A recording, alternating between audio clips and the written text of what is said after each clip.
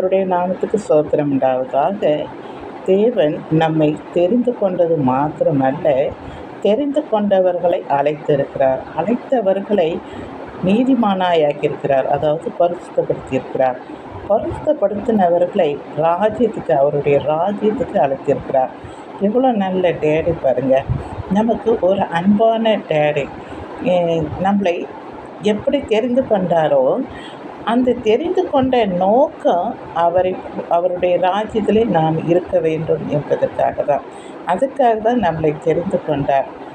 நாமெல்லாம் எவ்வளோ பெரிய பாக்கியம் பாருங்கள். தேவனை உண்மையுள்ள தேவனை நாம் தெரிந்து கொண்டதுனால் நாம் பாக்கியவான்கள்.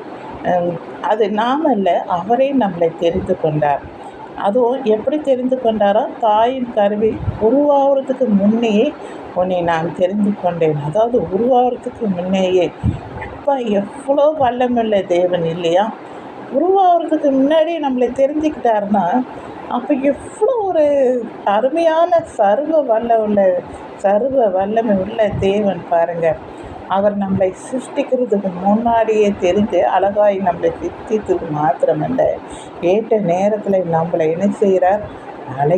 அழைத்து நம்மளை பரிசுத்தப்படுத்தி அவர் ராஜ்யத்துக்கு அழைத்து கொண்டு சேர்க்கிறார்.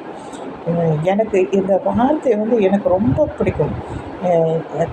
உன்னை அநாதி சிநேகத்தால் உன்னை சிநேகித்து காருண்யத்தால் உன்னை இழுத்து கொண்டேன். எப்படியாவது அவருடைய வழியிலே நம்மளை என்ன செய்கிறாரு? இழுத்து கொள்கிறார், தெரிந்து கொள்கிறாரு.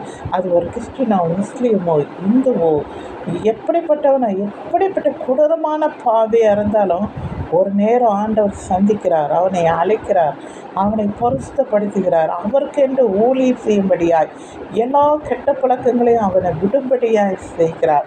எப்படி அவரை புடமெடுத்து சுத்த பொண்ணாய் ஒரு மனுஷனை மாற்றுகிறார் இல்லையா?